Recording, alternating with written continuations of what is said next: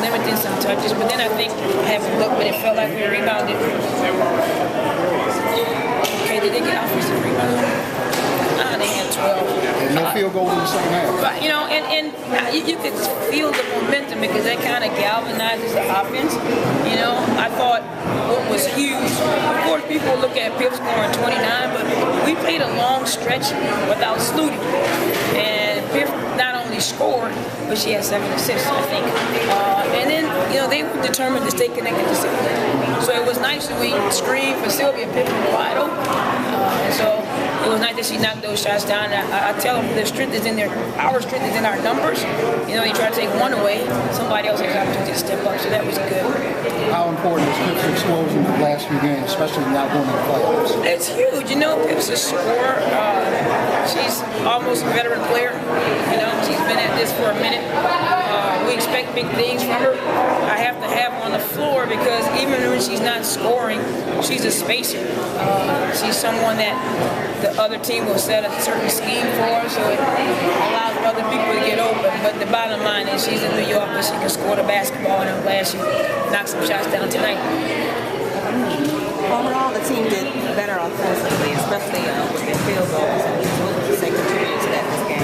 Oh, we got out in transition, and I thought we turned the corner and we attacked. We were aggressive. I don't know the number, but I know we shot a lot of free throws. Shot 30 free throws. And sometimes when you play an aggressive team, the tendency is to not match their aggressive nature. But we didn't back down. I thought we were still trying to turn the corner. We got feet in pain. And we got to the line. And, you know, when we couple that with, you know, some extra passes and pick and roll stuff, we're decent.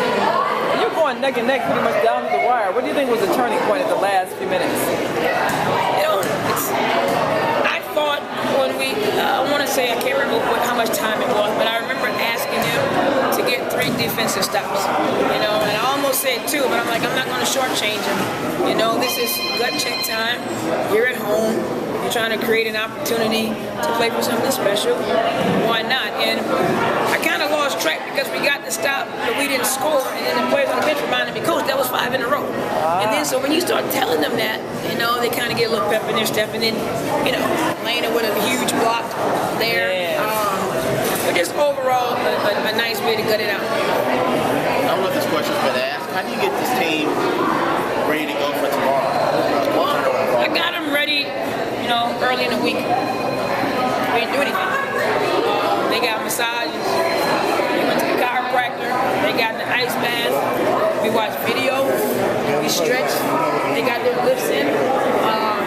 You didn't want to waste any of that energy on a non-game day because we're finishing 3 games in 4 days. And I just told them, I said, listen, you get to play a sport you love for paper.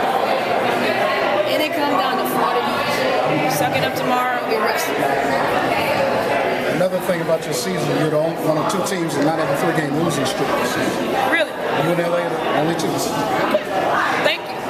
That's good to know.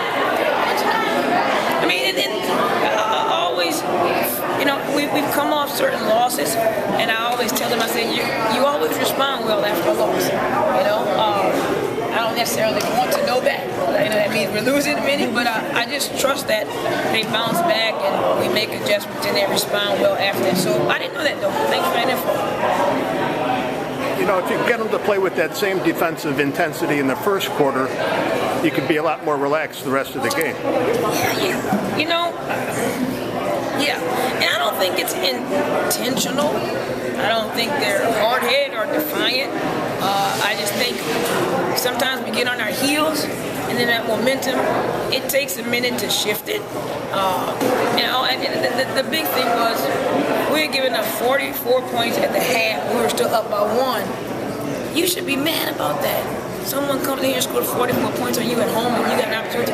So you kind of challenge them that way. And look, we know Atlanta is fast, they're strong, they jump on top of your head, they knock the ball away, they just keep coming at you. But at some point, you know, you have to say enough's enough. You got to string some good defensive things together. Not as an individual, because you don't stop Angel McCarthy with one player. She can get by 1, she might get by 2 and 3. 4 and 5 need to be there. So I think we stay connected for some significant minutes in the fourth quarter. In a way.